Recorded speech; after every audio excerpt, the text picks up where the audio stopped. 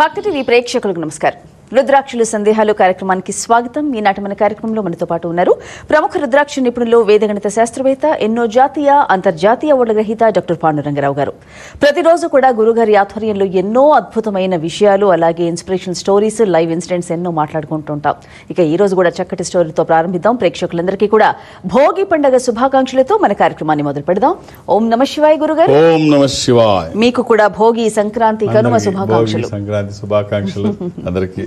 Right, ఇవాళ ఏమంటారు, కథలోకి వెళ్లే ముందు భోగి గురించి ఏమైనా మాట్లాడదాం? తప్పకుండా. భోగి గురించి అదే అడుగుదాం అనుకున్నాను. భోగి మంట అసలు ఎందుకు వేస్తారు? ఉదయం 3:30 బ్రహ్మీ ముహూర్తంలోనే భోగి మంట వేసుకొని అందరు కూర్చొని చక్కగా ఆ వేడిని తాకుతూ, మరి అంటే దాని సంకేతం ఏమిటి అసలు? అంటే అనేక కారణాలు భోగికి ఒకటి కాదు, రెండు కాదు, చాలా ఉంటాయి. ముఖ్యంగా మనం చెప్పుకోవాలంటే భోగి అనగానే అక్కడ శుభ్రం చేసి, ముందు బ్రహ్మముహూర్తంలో శుభ్రం చేసి కళ్ళాపు చల్లి చక్కగా అదంతా అలిగి అక్కడ ఈ మంటకి కావాల్సిన సామాగ్రిని అంతా తీసుకొచ్చి ఇంట్లో పాతవే పెడతామో దొంగలే పెడతామో ఏవో మొత్తానికి తీసుకొచ్చి పెట్టి అది చేసిన తర్వాత దాని మీద నీళ్లు కాచి పిల్లలకి స్నానం చేయించి భోగిపళ్ళు పోస్తే, అంటే భోగిపళ్ళు ఒకటి చాలా ముఖ్యమైన ఘట్టం ఇందులో భోగిలో. ఆ భోగిపళ్ళు చాలామంది ఏం చేస్తారు అంటే 6 ఏళ్ళ పిల్లలకు పోస్తారు, కొంతమంది 12 ఏళ్ళు డెడ్ లైన్, 12 ఏళ్ళు దాటిన పిల్లలకి అయితే పోయారు. ఎవరన్నా పోసుకోవచ్చు, బట్ 12 ఏళ్ళు లోపు వాళ్ళకి ఎందుకు పోస్తారంటే వాళ్ళకి ఆ దిష్టి ఉంటుంది, ఆ దిష్టి పోవడం కోసము. భోగి రోజే ఎందుకు పోస్తారు అంటే సూర్యుడు మకర రాశిలోకి ప్రవేశిస్తాడు కాబట్టి ఆ రోజు పోస్తాడు. మకర రాశిలో భోగిలో ప్రవేశిస్తే ఈ రేగిపళ్ళే ఎందుకు పోయాలి? దానికి సంబంధం ఏమిటి అంటే దీనికి అరకు ఫలము అంటారు, అంటే సూర్య ఫలము అని. ఇది రేగిపళ్ళకి అరకు ఫలము అంటాం, అదే సూర్య ఫలము. ఆ సూర్యుడు మకర రాశిలోకి వెళుతున్నాడు కాబట్టి ఆయనకు సంబంధించిన ఫలం పిల్లలకి పోస్తే అది దిష్టికి దిష్టి తీయడానికి అని చెప్పి. తర్వాత ఈరోజు ఆడపిల్లలందరూ కూడా చక్కగా భోగి స్నానాలు చేసి ఇంటి ముందు గొబ్బిళ్ళు పెట్టుకొని చక్కగా రంగురంగుల పూలతో అలంకరించుకొని లక్ష్మీదేవిని ఆహ్వానించి అక్కడి నుంచి గోదా మందిరానికి వెళ్తారు, గోదా కళ్యాణం చూడడానికి. సో అలాగే ఇవాళ భోగి అని అవడానికి కారణం ఏమిటంటే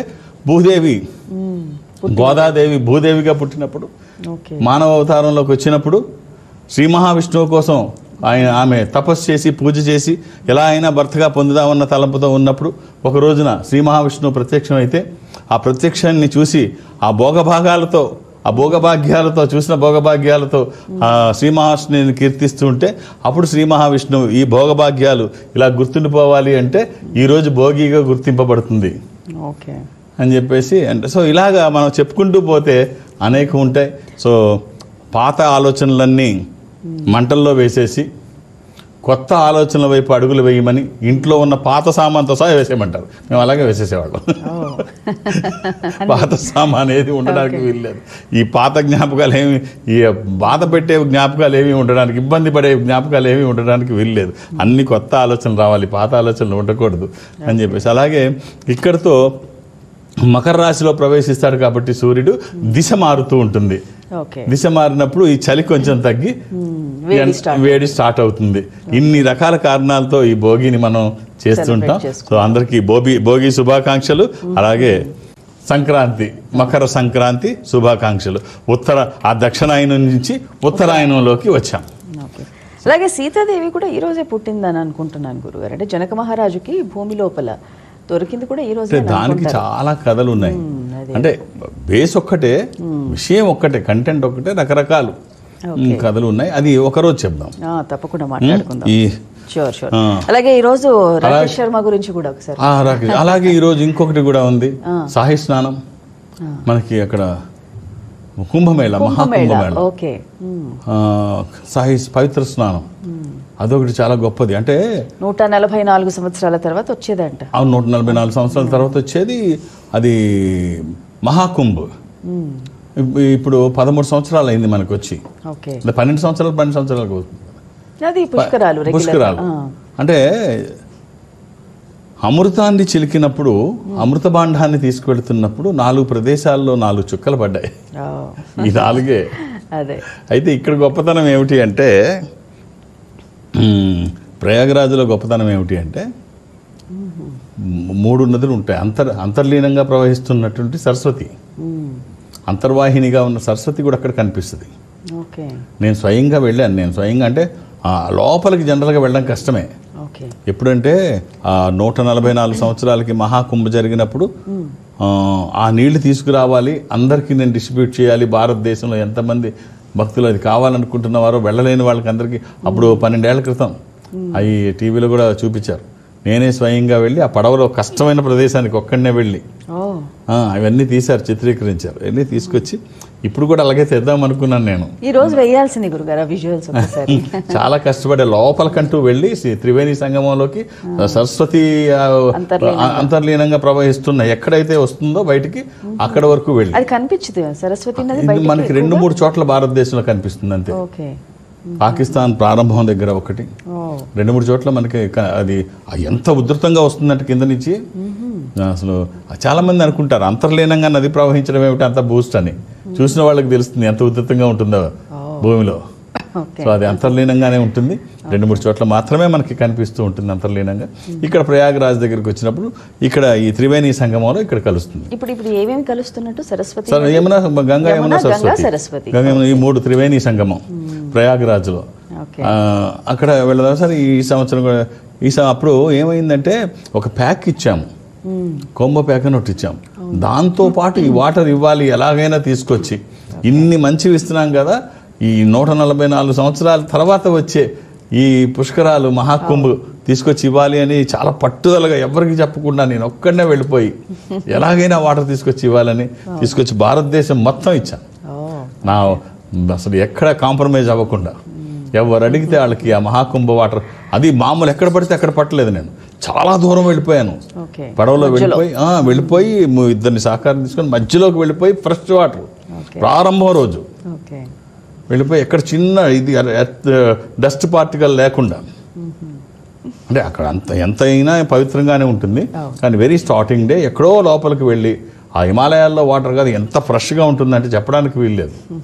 ఆ వాటర్ తీసుకొచ్చి భారతదేశం అంతా నాకు అవకాశం ఉన్నంత వరకు కొన్ని వేల లీటర్లు అయితే కొంచెం కొంచెం చెప్పున అందరికీ డిస్ట్రిబ్యూట్ చేశాను. సో మళ్ళీ ఈ సంవత్సరం అది కూడా ప్రయత్నం చేస్తున్నాను. ఏ మేరకు అవుద్దో చెప్పలేను. అంటే వెళ్ళాలనుకుంటున్నారా? అసలు రేపే వెళ్ళాలి నేను. టికెట్స్ అన్ని బుక్ అయ్యాయి, రేపే వెళ్ళాలి మహాకుంభకి. సరే ఎందుకన్నా కొంచెం అటు ఇటు అయింది. ఎందుకంటే ఇప్పుడు కూడా మళ్ళీ ఓ మంచి ప్రోడక్ట్ తీసుకొద్దామని చెప్పి మధ్యలో అడిగితే నేను చెప్తానులే. కాలర్ సిద్ధంగా ఉన్నారు, మాట్లాడుకుందాము. హలో, చెప్పండి మీ పేరు? నమస్తే మేడం, నా పేరు రెడ్డి మేడం. కొంచెం గట్టిగా మాట్లాడండి, గురుగారితో మాట్లాడండి. గురుగారు నమస్తే అండి. నమస్కారం అండి. ఓం నమ శివాయ. ఓం నమ శివాయ. భోగి శుభాకాంక్షలు అండి. మీకు కూడా, మీకు మీ కుటుంబ సభ్యులందరికీ భోగభాగ్యాలతో ఈ సంవత్సరం అంతా చక్కగా చెప్పండి. డేట్ ఆఫ్ బర్త్ వచ్చేసి ఫిబ్రవరి 19th గురుగారు, 1989. 19th ఫిబ్రవరి 1989. 89 85 అండి. 89 గురుగారు. ఓ ఐఎమ్ సారీ.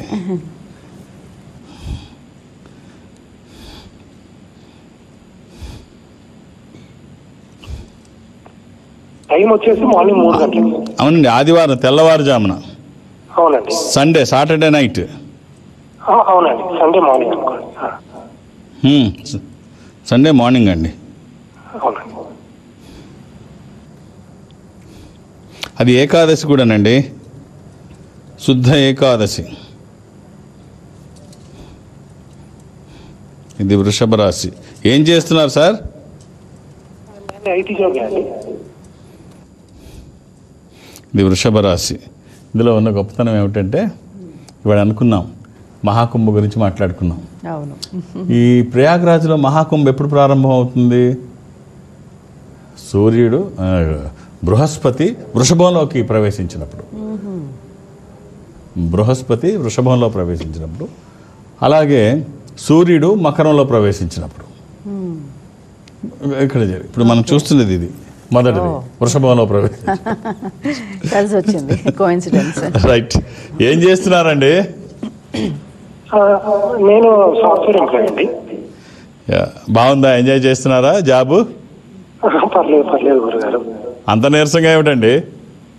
లేదు అంటే నీరసం ఏం లేదు, అలా సౌండ్ అలా వినిపిస్తుంది గురుగారు. అంతేనా? రైట్, వెరీ గుడ్, అంతే. బాగుందండి. ఓ మంచి రుద్రాక్షలు 3 చెప్తాను.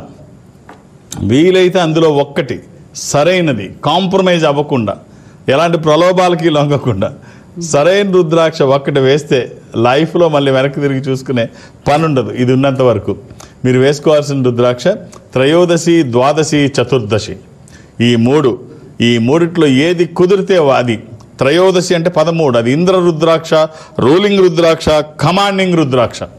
అనుకున్నది సాధించడానికి, సంకల్పం సిద్ధించడానికి, కోర్కెల సాఫల్యం కోసం జాతకపరంగా అవసరమైంది కూడా త్రయోదశి. అది కుదరకపోతే ద్వాదశి, 12 ముఖాలు. ఇక 14 ఇది చతుర్దశముఖి. ఇది రుద్రనేత్ర స్వరూపము, స్వామివారి 3వ నేత్రము. శత్రుభయాలు లేకుండా, గ్రహపరమైన దోషాలు లేకుండా, అపమృత్యు బాధలు లేకుండా, దానికి అధిపతి శని, అంటే మీ జాతకానికి సంబంధించింది. ఒక అద్భుతమైనటువంటి రోజు ఈరోజు, ఎన్ని రకాలుగా చూసుకున్నా. అలాగే స్వామివారి ఆరుద్ర నక్షత్రము, పుష్య పౌర్ణమి, అసలు ఇవన్నీ కలిసి రావడం ఏమిటి? ఈరోజు భోగి, అసలు ఇన్ని కలిసి రావడం, పౌర్ణమి రోజు, ఆరుద్ర నక్షత్రము, ఈశ్వరుడికి విశేషమైనటువంటి రోజు, గోదా కళ్యాణం. అసలు మనం ఇవాళ మాట్లాడుకుంటే అన్ని ఒక ఏమంటారు, గంప గుత్తుగా అన్ని ఒక్కసారి సాలిడ్గా వచ్చేసి అనమాట. ఒక ప్యాక్, ఒక స్పిరిచువల్ ప్యాక్. బాగుందండి, ఇంత మంచి రోజు. అసలు యాక్చువల్గా అందుకనే నేను ఇవాళ రావద్దు అనుకున్నా. ఈ మంచి రోజు కదా, ఇవాళ ఒక్క రోజు వద్దాం, మళ్ళీ రేపు వద్దులే. ఇవాళ ఆఫీస్లో ఉందో చాలా మంది వస్తారు అని చెప్పి. సరే, చాలా మంచి రోజు, చాలా గొప్ప రోజు. వీలైతే ఈ మూడిట్లో ఏదైనా ఒక్కటి వేసే ప్రయత్నం చేయండి. ఆల్ ది బెస్ట్ అండి. ఓకే, ఇంకా మాకు చూపించి అరుదైన రుద్రాక్ష ఏం తెచ్చారు ఈరోజు?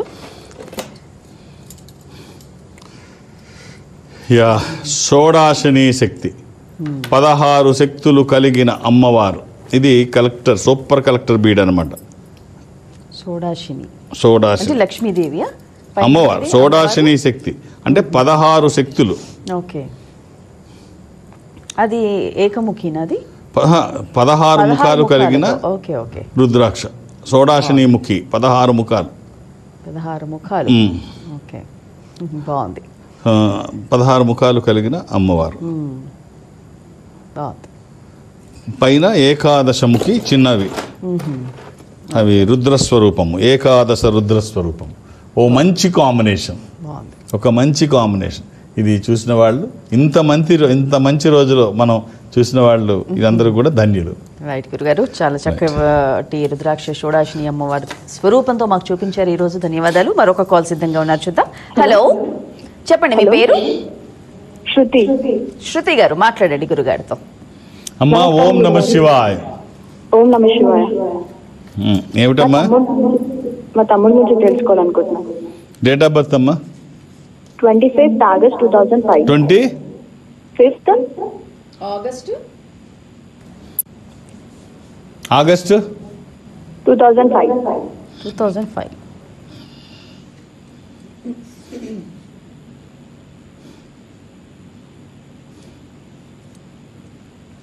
అమ్మ, థర్స్డే, గురువారం పుట్టినట్టు తెలుసు కదమ్మా?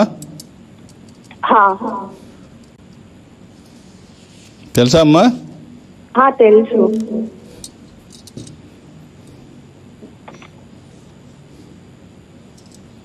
హెల్త్ కూడా ఎలా ఉంది, అలానే స్టడీస్ ఎలా ఉంటాయని తెలుసుకుందామని. ఏమిటమ్మా, ఏమిటి? హెల్త్ ఇంకా స్టడీస్ ఎలా ఉంటాయని. ఏం చదువుతున్నాడు ఇప్పుడు? Degree second year. హెల్త్ ఏమిటి ప్రాబ్లము? హెల్త్ లో కొంచెం అది ఒకటి స్కిన్ ఎలర్జీ వచ్చింది, అది తక్కువనే అవ్వట్లేదు, ఎందుకు అని. అలా అంటే స్కిన్ ఎలర్జీ అంటే ఎలాగమ్మా? అంటే మొత్తం వైట్ స్పాట్స్ వచ్చేసిన బాడీకి, అది రాసుకున్నప్పుడు, అంటే క్రీమ్ రాసుకున్నప్పుడే తక్కువ అవుతుంది, మళ్ళీ కొంచెం బ్రేక్ ఇచ్చేసరికి మళ్ళీ అవుతుంది. సో ఇది చూడ్డానికి చాలా చిన్నగా అనిపిస్తుంది, కానీ ఎంత ఇబ్బంది అంటే, నేను చాలామందిని చూస్తూ ఉంటాను. పాపం పెళ్లి కావాల్సిన ఆడపిల్లలకు కానీ మగపిల్లలకు కానీ ఈ వైట్ స్పాట్స్ వస్తాయి. చూడ్డానికి బంగారు బొమ్మల్లాగా ఉంటారు చక్కగా. ఈ వైట్ స్పాట్స్ వచ్చేటప్పటికి ఎంత వాళ్ళు ఇబ్బంది పడిపోతారంటే, బయటికి వెళ్ళలేరు, స్కూల్కి కాలేజీలకి వెళ్ళలేరు, ఫంక్షన్స్కి వెళ్ళలేరు, డిప్రెషన్లోకి వెళ్ళిపోయి, నేను అక్కడక్కడ సూసైడ్ కమిట్ అయిన వాళ్ళని కూడా చూస్తుంటాను. చాలా గిల్టీగా, చాలా ఇబ్బంది పడిపోతుంటారు. అయితే సమస్య ఎప్పుడూ చిన్నదే మనం అనుకుంటాం, జీవితం చాలా పెద్దది. నా దగ్గర ఓ బాక్స్ పెట్టుకుంటాను. అదేమిటంటే నా దగ్గర ఓ బాక్స్ ఎప్పుడు రెగ్యులర్గా ఉంటుంది, వచ్చిన వాళ్ళకి తెలుస్తుంది. ఓ బాక్స్ ఏమిటంటే దీనికి ఒక మంత్రం, ఈ తెల్ల మచ్చలకు ఒక మంత్రం. తెల్ల మచ్చ అసలు ఉండదు అనమాట. అసలు వాళ్ళ ఫేస్ ఎలా ఉందో అలాగే మామూలుగా మచ్చ లేకుండా ఫేస్ ఎలా ఉంటుందో లేదా ఇక్కడ ఎలా ఉంటుందో అలాగే ఉండడానికి ఒక బాక్స్ ఉంటుంది. కావాలని ఇలాంటి పిల్లల కోసమే పెట్టుకొని ఉంటాను నేను. అదేమిటి అంటే అది అల్లావుద్దీన్ అద్భుత దీపం అన్నట్టు, మాయా మంత్రం, మాయా ద్వీపం, అది పెట్టుకుంటా. నిజంగా అలాంటిది ఏం కాదు. కానీ ఈ మ్యాక్ కంపెనీది, మేకప్ కంపెనీ ఉంటుంది కదా, అమెరికన్ కంపెనీ, మ్యాక్ కంపెనీ ఉంటుంది కదా, ఎంఏసి మ్యాక్ కాస్మెటిక్స్ లో కన్సీలర్ అని ఉంటుంది. ఈ కన్సీలర్ ఏంటంటే మొఖం మీద ఉన్న మచ్చలు కప్పి పెట్టడానికి, మచ్చలు కప్పి పెట్టడానికి. అది జస్ట్ ఇలా టచ్ చేసి ఎక్కడైతే తెల్ల స్పాట్ ఉందో అక్కడ పెడితే అది ఆ స్కిన్ లో కలిసిపోద్ది. మన స్కిన్ టోన్ కి సరిపడే ప్యాక్ వాడు ఇస్తాడు. చిన్న కాటికి డబ్బాలో ఉంటుంది, చిన్న కాటి. మ్యాక్ లో కన్సీలర్ అంటే ఇస్తారు. అంటే ఏ కంపెనీలో అన్న కన్సీలర్ ఉంటుంది. మ్యాక్ అయితే ఎక్స్పెన్సివ్, కరెక్ట్ గా ఎక్కడ తేడా ఉండదు. లోపల నుంచి మందులు తీసుకోవాలి, అది తగ్గడానికి, అది తగ్గినప్పుడు తగ్గుద్ది. ఇది బయట ఎవరికి కనిపించదు. ఇంత సింపుల్. రాత్రి వచ్చినప్పుడు ఇలా తుడిస్తే పోద్ది, ఈ లోపు ఏం చేసినా పోదు. సింపుల్ గా క్లెన్సింగ్ మిల్క్ ఉంటుంది. క్లెన్సింగ్ మిల్క్ అంతా 1 లీటర్ కొనుక్కుంటే 3 ఏళ్ళు వస్తుంది. అది 200 రూపాయలు ఉంటుంది. సో అంత చాలా సింపుల్. అలా ప్రతిదానికి ఇలా చిన్న ట్రిక్స్ పాటిస్తే అసలు నా దగ్గరికి వచ్చి వాళ్ళ పాపం ఏదో మంత్రం వేసినట్టు ఫీల్ అయిపోతారు. అది పోయిందే, భలే ఉంది, మా మొక్క ఇప్పుడు మామూలు అయిపోయింది. సో ఇలా ప్రాక్టికల్గా మనం వాళ్ళకి చేసి చూపిస్తే చాలా థ్రిల్ అవుతారు. సో ఏమి కంగారు పడక్కర్లేదు. ఇటువంటి చిన్నవి చాలా ఉంటాయి. పైనుంచి ఇలాంటివి చేసుకోవడం, లోపల నుంచి మెడిసిన్ తీసుకోవడం. ఇది లోపల నుంచి తగ్గిన తర్వాత పైది వదిలేయడం, తీసేస్తాం అంతే. చాలా సింపుల్. ఒక్క రుద్రాక్ష వేయండి. త్రయోదశి కానీ ద్వాదశి కానీ 13 ముఖాలు కలిగిన ఈ రుద్రాక్ష ఇంద్ర రుద్రాక్ష, రూలింగ్ రుద్రాక్ష, కమాండింగ్ రుద్రాక్ష. అనుకున్నది సాధించడానికి, సంకల్పం సిద్ధించడానికి, కోరికల సాఫల్యం కోసం జాతకపరంగా అవసరమైంది కూడా త్రయోదశి. ఇవాళ నేనే ఒకటి చెప్తానమ్మా. త్రయోదశి అది కుదరకపోతే ద్వాదశి. రోజు నువ్వు అడుగుతున్నావు కదా, ఇవాళ నేను ఒకటి చెప్తాను. ఇప్పుడు ఈ సందర్భాన్ని చాలా మంది ఇలాంటి చిన్న వాటికే నాతో కాదు, నేను బయటికి వెళ్ళలేను, నేను చెయ్యలేను, నాకు ముఖం మీద మచ్చలు, నేనేది చేయలేను, ఇలా మా ఇంట్లో నేనేదో పేదవాళ్ళ ఇంట్లో పుట్టాను, మాకు అవకాశాలు లేవు, లేకపోతే మా ఇంట్లో టాలెంటెడ్ పీపుల్ లేరు నాకు సలహా చెప్పడానికి, నేను ఒక్కడనే అమాయకుడిని, నాతో ఏమవుతుంది, ఇలాంటి చాలా మంది చెప్తూ ఉంటారు కదా. ఇది 1999 కార్గిల్ వార్ సమయంలో, కార్గిల్ వార్ సమయంలో పాలక్ ముంచల్ పేరు వినుంటావు నువ్వు. సింగర్ తెలుసు కదా, నువ్వు సింగర్ కాబట్టి. ఆ అమ్మాయి మనకు తెలుగులో సైజ్ 0లో పాడింది, MS ధోనికి పాడింది, తెలుగు పాటలు పాడింది, చాలా ఫేమస్. అయితే ఆ అమ్మాయి సింగర్ కాదు. మామూలుగా అమ్మాయి పాటలు పాడదాం, ఒక సింగర్ని అవుదామని రాలేదు. అమ్మాయి 99 కార్గిల్ వార్ సమయంలో అమ్మాయికి 6 ఏళ్ళు, ముంబైలో మహారాష్ట్రలో ఉంటుంది, బాలీవుడ్ సింగర్. 6 ఏళ్ల వయసులో ఆ పాపకి పాటలంటే ఏమీ తెలియదు. వాళ్ళమ్మ కార్గిల్ యుద్ధం, జవాన్ల కష్టం గురించి చెబితే అప్పుడు చూసింది. ఇంటి దగ్గర ఎవడో వయోలిన్ వాయిస్తూ డబ్బులు అడుగుతుంటే, ఇది ఏదో వాయించుకున్నా నార్త్ ఇండియాలో చేస్తారు కదా, అది వాయించి డబ్బులు అడుగుతుంటే చూసి నేను వెళ్ళి ఇంటింటికి వెళ్ళి, నేను మీకు కోరిన పాట పాడతాను, నాకు ఎంతో కొంత డబ్బులు ఇవ్వండి, నేను మీరు అలాగా కోరిన పాట, మీరు అడిగిన పాట పాడతాను. 6 ఏళ్ల పాప ఏం పాడుతుంది? దానికి పాప నోటుకు వచ్చినట్టు పాడింది. ముచ్చటపడి పాపం అందరూ డబ్బులు ఇస్తే 25,000 రూపాయలు పోగు చేసి ఆ రోజు కార్గిల్ యుద్ధానికి ఆ అమ్మాయి ఇచ్చింది. 25,000 రూపాయలు కార్గిల్ యుద్ధానికి. ఎంత ముచ్చటపడిపోయింది ప్రభుత్వం ఆ రోజు. తర్వాత మళ్ళీ తన స్కూల్లో ఎవరికో అమ్మాయికి, తన స్కూల్లో క్లాస్మేట్ కాదు, ఒక అమ్మాయికి హార్ట్లో హోల్ పడింది. హోల్ పడితే ఆ హోల్ కోసము మళ్ళీ ఆ అమ్మాయి, పేద అమ్మాయి, సర్జరీ చేయడానికి అవకాశం లేకపోతే మళ్ళీ మొత్తం అన్ని చోట్లకి వెళ్ళి పాటలు పాడి, మళ్ళీ పాట పాడడం తనకు ఏం రాదు, నోటుకు వచ్చింది పాడడం, మళ్ళీ 50,000 రూపాయలు పోగు చేసి హార్ట్ సర్జరీ చేయించింది. ఎంత గొప్పదంటే ఆ అమ్మాయిని పాఠ్యాంశంగా మహారాష్ట్ర ప్రభుత్వం పెట్టింది. వాళ్ళ మహారాష్ట్ర ప్రభుత్వం పెట్టింది. తర్వాత ఎలాగైనా సరే పాటలు నేర్చుకొని పాటలు పాడి ఈ గుండెలో హోల్ ఉన్న వాళ్ళందరికీ ఆ హోల్స్ నా చేతనైనంత వరకు చేస్తానని చెప్పేసి ఆ అమ్మాయి ఒక యుద్ధంగా పెట్టుకొని పాటలు రాని పాటలను నేర్చుకొని దాంట్లో నిష్ణాతన సంపాదించి ఒక లక్ష్యం, ఒక డిజైర్, ఒక బర్నింగ్ డిజైర్ చేసి ఎలాగైనా నేను గాయకుని అవ్వాలి, ఈ పాటలు పాడి ఆ డబ్బు తీసుకొచ్చి, ఎందుకంటే అంతకుముందు అది ఆ పాటల ద్వారానే వచ్చింది, ఇంకేమీ తెలియదు. ఆ రకంగా చేసి అమ్మాయి మొన్న రీసెంట్గా 8 ఏళ్ల పిల్లకి చేసిన గుండె ఆపరేషన్తో 3,000 గుండ్లని ఆపరేషన్ చేసి హార్ట్స్ 3,000 మంది ప్రాణాలని కాపాడి విదేశాల్లో అనేక షోలు ఇస్తుంది అమ్మాయి. అనేక షోలు ఆ విదేశాల్లో ఇచ్చి ఆ షోలు 22 ఏళ్ళు 23 ఏళ్ళు ఉంటాయి అమ్మాయికి, చిన్నపిల్ల. విదేశాల్లో ఎన్నో షోలు అవి ఇచ్చి తన పాటలకి జనం చప్పట్లు కొడుతుంటే ఆ చప్పట్ల ఆనందంలో ఇక్కడ ఆ గుండెలు ఆగకుండా వైద్యం చేయించేటువంటి ఒక అద్భుతమైనటువంటి కార్యక్రమాన్ని చేపట్టింది. మహారాష్ట్ర ప్రభుత్వం కూడా తనకి మంచి మంచి అవార్డ్స్, తర్వాత తన పేరు మీద ఇవి ఒకటి కాదు. సింగర్ అని తెలుసు కానీ దట్ బ్యాక్గ్రౌండ్ అయితే తెలియదు. బట్ గ్రేట్ ఇవాళ విన్నాను. కేవలం పిల్లల కోసమే తన గుండెల్ని కాపాడడం కోసమే, ఆపరేషన్స్ కోసమే తన పాటలు పాడుతుంది. ఒక్క రూపాయి ఇంటికి తీసుకెళ్ళదు. Hats off to her. ఈ రోజు చాలా మంచి ఒక లైవ్ పలక్ ముచ్చల గురించి వినిపించారు. అలాగే ఇంకా అలాంటి వాళ్ళని చూసి మనం ఎందుకు ఇన్స్పైర్ అవ్వము? నాకు అది రాదు ఇది రాదు, అమ్మాయికి పాపం ఏమొచ్చు, తన కోసం కూడా కాదు, ఎవరి కోసమో పాటలు పాడి ఇవాళ పాటల్లోనే మనం ఎందుకు చేయలేం? రైట్. క్యాంప్స్ గురుగారి వారు క్యాంప్స్ ఏం లేవు. 23వ తారీఖు మాత్రం విశాఖపట్నం, థర్స్డే 23వ తారీఖు విశాఖపట్నం. ఇవాళ మాత్రం పూర్తిగా ఎక్కువ సమయం నేను హైదరాబాద్ ఆఫీస్లో ఉంటాను. మొత్తం ఎన్ని బ్రాంచెస్ నుంచి వచ్చినా, అంటే సౌత్ ఇండియా మాత్రమే, నార్త్ ఇండియాలో మళ్ళీ ఇది చూసి మీరు నన్ను ఇబ్బంది పెట్టకండి. పూర్తిగా నా జాబ్ నేను న్యాయం చేస్తాను. సౌత్ ఇండియాలో ఎక్కడి నుంచి మీరు మాట్లాడినా వీడియో కాల్లో నేను మాట్లాడతాను. మీరు ఒక్కొక్క డేట్ ఆఫ్ బర్త్ చెప్పిన ఎంతమంది వచ్చినా కంప్లీట్ అయ్యే వరకు నేను ఇంటికి వెళ్ళను. ఎందుకంటే ఇవాళ అలాంటి రోజు కాబట్టి. ఇవాళ విశేషమైన చాలా విషయాలు ఉన్నాయి. ఇవాళ హైదరాబాద్లోనే ఉంటాను. నన్ను మీరు ఇబ్బంది పెట్టకండి, 2-3 పేర్లు అడగండి. 23వ తారీఖు మాత్రం వైజాగ్ విశాఖపట్నం. చివరిగా ఈ రోజు అంతరిక్షంలో అడుగు పెట్టిన ఆయన గురించి రాకేష్ శర్మ భలే బర్త్డే కదా ఈరోజు. Birthday Rakesh Sharma I think 34 అనుకుంటాను. ఇదే రోజు 1934 అనుకుంటా. 1949 రాకేష్ శర్మ. సో మల్హోత్రా అంతరిక్షంలోకి వెళ్ళాలి.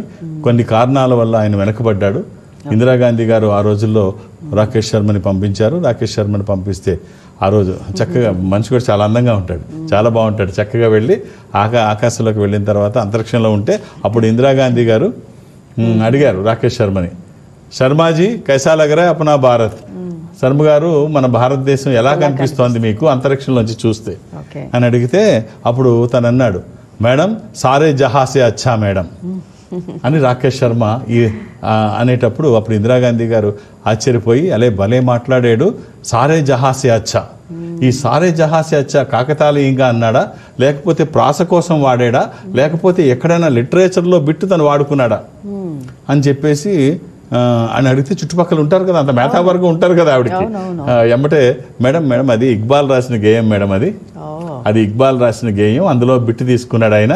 సారే జహాసే హచ్చా ఇందో సితా హమారా హమారా అంబుల్బులా ఇస్కే ఏబుల్ సితారా హమారా, ఇది ఈ పాటలో అది సారే జహాసే అచ్చా ఈ పదం తీసుకున్నాడు మేడం. అంటే ఇంత అద్భుతంగా ఉంది కదా. ఆ జనగణమన తీసేసి ఇదే పెట్టండి అండి. అవి జనగణమన ఎందుకు తీసేయమన్నది అంటే అప్పుడు ప్రిన్స్ ఆఫ్ వేల్స్ని పాడి అతన్ని గొప్పతనం చెప్పుకుంటూ పాడిన పాట అది. ఇన్ని బిట్లుగా ఉండేటువంటి దేశాన్ని ఒక్కటి చేశాడు. ఒక్కటి చేసి 70 రాజ్యాలు ఉండేవి కదా, ఈ 70 రాజ్యాలన్నింటినీ ఒక్కటి చేసి ఏమిటది పంజాబ్ సింధు మొత్తం గుజరాత్ మరి అన్నింటినీ ఒకటి చేసావు. ఏం పట్టది జనగణమన అధినాయక జయ హే భారత భాగ్య విధాత పంజాబ్ సింధు గుజరాత్ మరాఠ ద్రావిడ భుక్తలవంగ వింధ్య హిమాచల యమునా గంగా ఉత్కళ జలజితరంగ తవ సువనామే జాగే తవ శుభహాసి సమాగే గాయే తవ జయగాథ. నీ విజయగాథల్ని పాడుకుంటాం. ఎవరిది? ప్రిన్స్ ఆఫ్ వేల్స్, యువరాజుది, బ్రిటిష్ యువరాజుది. నీ గొప్పతనమే ఎప్పుడు పాడుతూ ఉంటాం. ఈ పాట మనకు అవసరమా? వాడెవడో గొప్పతనం మనం పాడుకోవడం ఎవడు? చండాలం తీసి పక్కన పెట్టి సారే జహాసే అచ్చా హిందూ సీత అమార అమర. ఈ పాట ఇక్బాల్ రాసింది, పెట్టండి నన్ను ఇందిరాగాంధీ గారు. సో ఇప్పటికీ కూడా స్కూల్స్ లో జహాసే అచ్చా పాడుతూ వాడెవడు బ్రిటిష్ యువరాజు మనకెందుకు, మన పాట మనం పెట్టుకుందామని ఇందిరాగాంధీ గారు. సో రాకేష్ శర్మ ఈరోజు. సో చాలా చాలా అద్భుతమైన విషయాలు ఈనాటి భోగి రోజు, చాలా అద్భుతమైన రోజు. మంచి విషయాలు గురుగారి మాటల్లో విన్నాము. మరొకసారి ప్రేక్షకులందరికీ కూడా భోగి సంక్రాంతి కర్మ శుభాకాంక్షలతో గురుగారు నమస్కారం. ఓం నమః శివాయ. వీక్షించారుగా ఇది నాటి రుద్రాక్షల సందేహాలు కార్యక్రమం. మరో కార్యక్రమంలో మళ్ళీ కలుసుకుందాం. నమస్కారం. Indo Nepal rudraksha organization, Jubilee Hills, road number 45 మరియు సమాజిగూడ, హైదరాబాద్. సంప్రదించాల్సిన ఫోన్ నంబర్స్ 9118845678, 9177778855, 8186899997, 7700963888. మా వెబ్సైట్ www.